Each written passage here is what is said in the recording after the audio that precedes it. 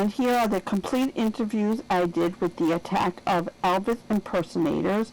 Eric Sciotto as Drac Frenzie, Curtis Wiley as Matt Shadow, Don Stephenson the director, Alyssa Zaremba the choreographer, Laurie Lazarus the book, music, and lyrics, and Jim Borstelmann who plays the Antichrist.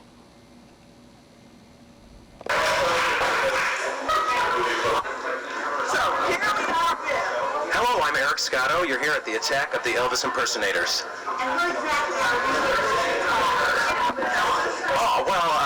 Attack of the Elvis Impersonators is about a crazy drugged-out rock star named Drac Frenzie, who basically ditches all of his fame to become his true passion, an Elvis impersonator. I am that guy. I play Drac Frenzie.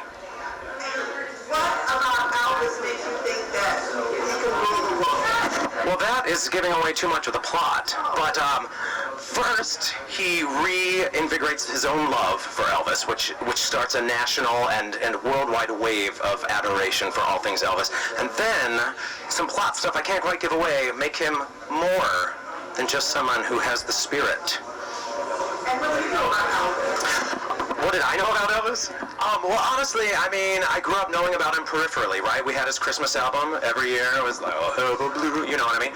And so once I got this phone call from Don, which of course I said yes because it's Don Stephenson, I went and researched the crap out of him, and I watched a million things, and I became completely obsessed. He's amazing. He's hilarious. He's all the things everybody says and more. His outtakes are hilarious. He's a goofball. He's funny. He loved to have a great time, and I think really, for me, that's what excited me about him, is like, that's a guy who loved what he did for an amount of time. I know things went awry, but we're not addressing all of that because it's not a biopic. So, do you find yourself channeling Elvis in your real life? You know, yes, and I have two little kids, and the other night my daughter, I was singing her to bed 3 songs every night, and she's like, do it like Elvis. So yeah, that happened. Yes. Well, now my kids, 8 and 8.5 and 5.5, they know all about him.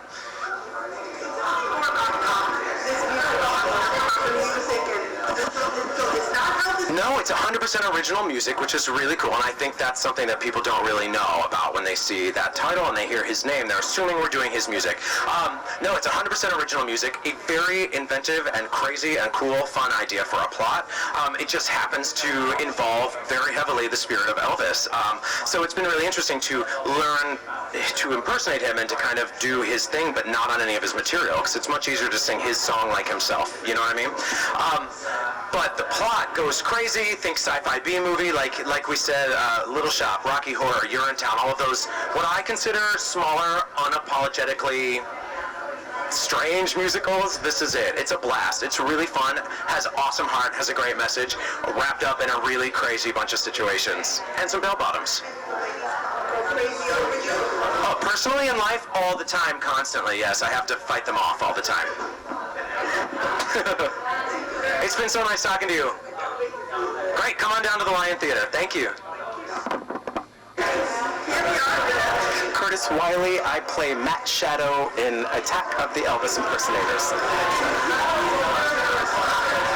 Well, Matt Shadow, the character I play, is the childhood best friend of Drac Frenzie, and my character, Matt, has a very important role, which is to not only be the best friend, but to support his best friend in every single way possible. So I'm the person who stands beside Drac Frenzie as he decides that he's going to shift his life and shift his career and become an Elvis impersonator and sort of embody the spirit of forgiveness and love and peace, and he sort of takes that and infects other people with it. So I'm the guy who gets to support him in that mission.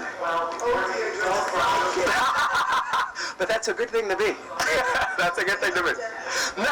Well, luckily, in our version, well, there's some danger. You'll have to buy a ticket and see it. Well, you know what's interesting? I auditioned. I got an email from my manager saying there's this really interesting project. Are you interested in this? And I read the scenes. There are a couple of scenes. I read it and thought, oh my God, what is this? You know, what is this? And I have to be a part of this because it's so funny and it's so honest at the same time that I went to the audition excited about participating and got the job. So lucky me. Yeah, Rothschilds and Sons. You know what's important to me is the story, first and foremost, and then second for me, I love new work. I love new ideas, and here I am in another original, musical that is heartfelt and funny and offers me the opportunity to sort of stretch, and I love that. So for me, it's about the work being new. It's about the work being new, yeah. Thank you so much, and it's good to see you again. It is. It's good to see you again. I'm glad we put that together. Tenors to Elvis. Here I am. Tenors to Elvis. Or Elvis was a tenor. More like a baritone, I think. Really? I don't know. Elvis is really a force of good in the show, and this show sort of pokes gentle fun at religion, all sorts of organized religions, and so people sort of start to worship Elvis and worship Elvis impersonators. But he's good. He's everything that's pure, everything that's good about the world, and then he's sort of brought down by the bad guy in the show. Can you believe that? How many ways there was to spell Elvis? Who knew? But see, it was sort of, remember in the Beatles when they play the album backwards and you hear all the subliminal messages, Paul is dead and all that stuff? It's like that. Who knew that all of these different things were in Elvis's name? Scary, right? You never even thought about that. You'll never look at a name the same way. Me neither. Turn this off.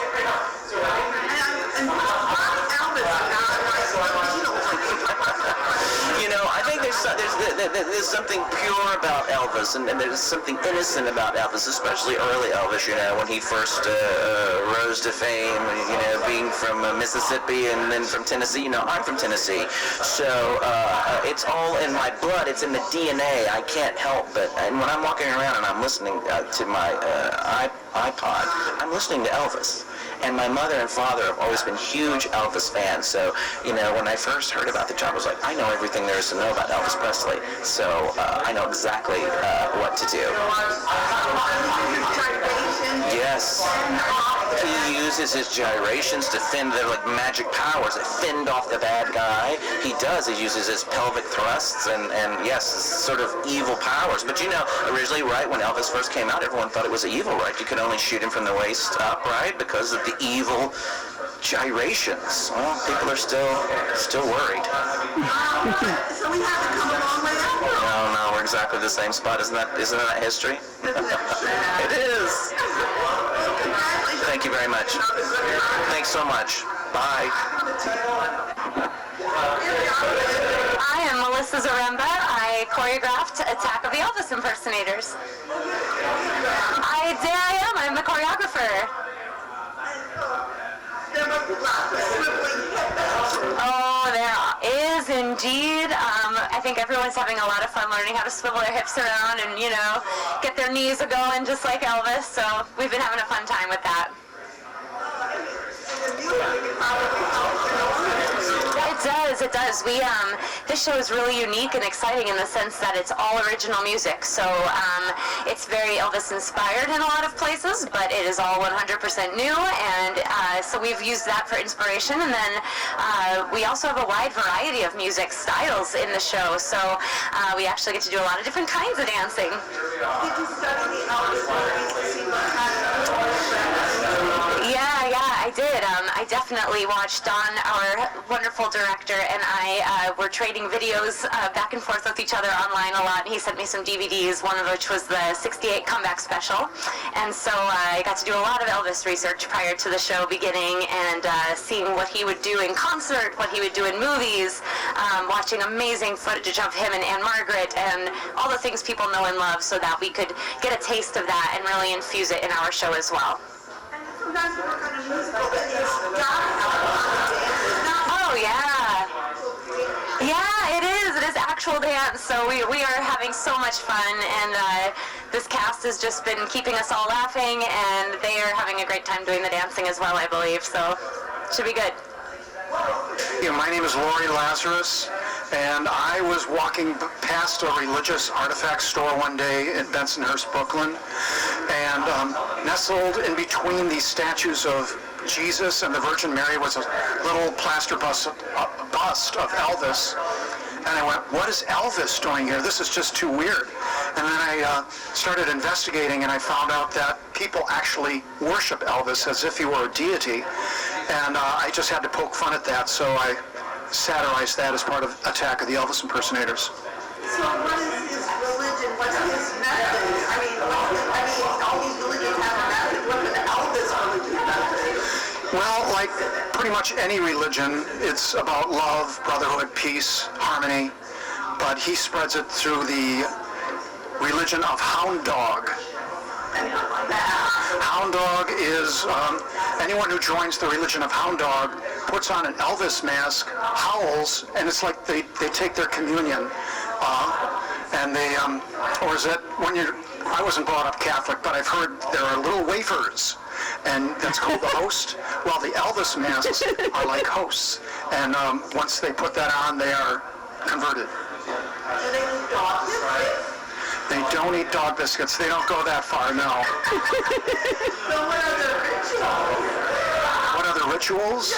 Well, they do all lift their legs in unison sometimes in the dance numbers. How can you shake your hip and lift your leg at the same time? I have no idea. Ask the choreographer. I did my own thing. All the songs are original. As the director said, it's not a jukebox musical. People coming to the show expecting to hear actual Elvis songs are going to be disappointed because it's an original musical with all original music. Some of the songs are inspired loosely by Elvis songs, but other than that, it's musical theater. I'll be as best as we can afford elaborate costumes. Yes. Well, you'd better come, or the Hound Dogs are going to be pounding at your door. It's for all sorts of fans. I mean, people who love Elvis, I think, will love this show because Elvis was such an iconic character, but it's also for heavy metal fans because the lead character is a heavy metal rock star who becomes Elvis. And then it's people who love South Park and Avenue Q, outrageous shows like that. They're going to love the show as well. Here we are with, Jim Borstelmann, and the character is... the Antichrist.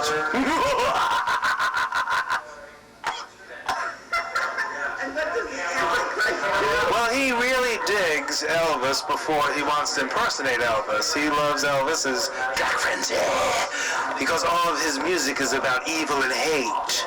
So he's not on board with Elvis, with Drac Frenzie changing his tune, so to speak. Well, Drac sings about what the devil worships, the evil and hatred. So he loves that about him. Am I coming in clear? I'm his number one fan. I'm his biggest fan, and when he's leaving his group, his evil rock and roll group, the Screaming Gallbladders, it upsets me, and I'm concerned, and I feel like he needs to be saved by the Prince of Darkness. So I do my best. So his goodness disillusions him. Yes it does. But, So what are your evil plans? yes. What is my evil plan? Come see and find out. It's pretty great. Oh no, it's wonderful. The show is so fun. I love it. Oh my God, yes. The kids and their parents, and it's a show for all ages. It truly is. It's so warm at times and so scary and so funny and it sort of has everything. But it has a lovely message, a heart, and you gotta have heart, honey. Even if you're the Antichrist.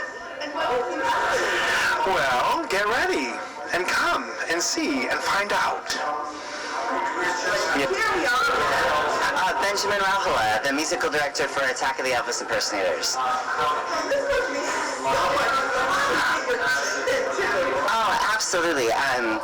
It's been a riot. All this music, there's a lot of Elvis-inspired moments, and it's been so fun to sort of play with those colors, and there are a lot of fun genres, and the cast are all really amazing, brilliant singers, and so it's really fun to get to put harmonies on them and see what new things come to life. I've loved it, yeah. Oh, sure.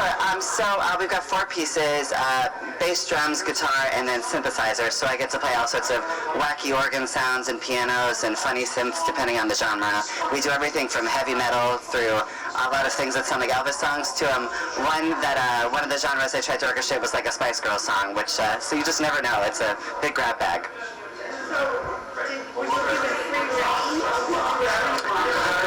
Oh my God. Well, Lory has a lot of brilliant and specific ideas and so many colors. I remember I went to Laurie's house in New Jersey, and we sat there for a whole afternoon, and we talked about what he hears in the songs. We played on his piano, and he played the guitar, and took a lot of notes, and then we're working on bringing it to life right now. I'm 3 day rehearsals in, and it's so fun.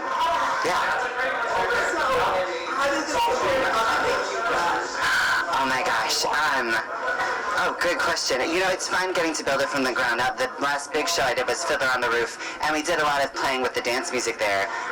But this is like we've gotten to sort of build all these harmonies around the actors and make new dance breaks. And there's so many different genres, and that has been super fun, that every number is like a new experiment and like a new fun thing to play with. So yeah. Yeah, Melissa, she's brilliant. She has such a good eye for style, and that really has helped with the numbers being in so many different genres. She's made everything look very special and unique.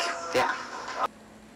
And forgot to mention Benjamin Rauhala, who did the arrangements and orchestrations. Very important.